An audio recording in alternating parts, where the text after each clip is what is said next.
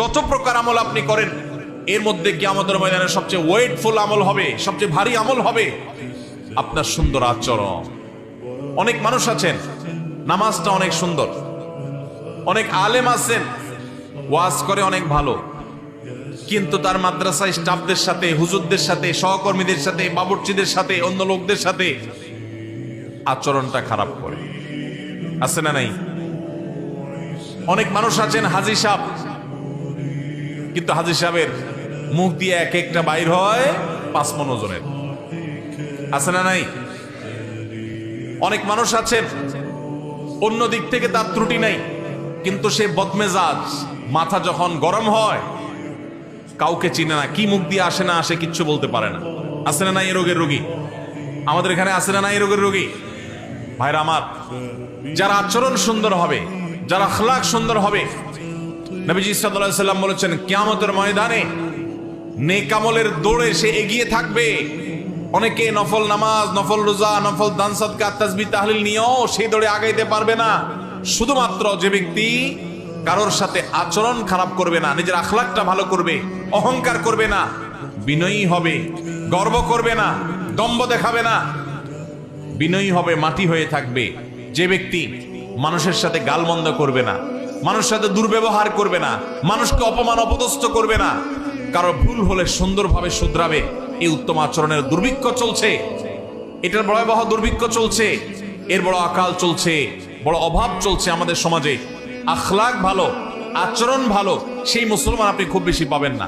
দাঁড়িয়েলা মুসলমান পাবেন, বোরকা পরেন সেরকম বোন পাবেন, কিন্তু সেই বোন স্বামীর সাথে, শ্বশুরের সাথে, সন্তানদের সাথে, যারদের সাথে, অন্যান্য প্রতিবেশীদের সাথে আচরণ করতে গিয়ে নিজের মুসলমানিত্ব ভুলে যান।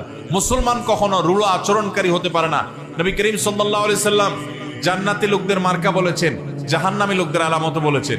তিনি বলেছেন জান্নাতি লোকদের মার্কা হলো প্রত্যেক সেই লোক, যে লোকটা বিনয়ী থাকে, যে লোকটা নিরহংকার থাকে, যে লোকটা নিরীহ থাকে, আর যে খুব দম্ভ করে, উতুল্লিন জাওয়াজিন মুস্তাকবির, যে ব্যক্তি গোয়ার কিসিমের হয়, সবাইকে দমায়া রাখে, কাউকে সাইড দেয় না, অহংকার করে, তার দাপটের চোটে কেউ টিকতে পারে না। নবী করিম সাল্লাল্লাহু আলাইহি সাল্লামের হাদিস বলছে এটা জাহান্নামী হওয়ার লক্ষণ।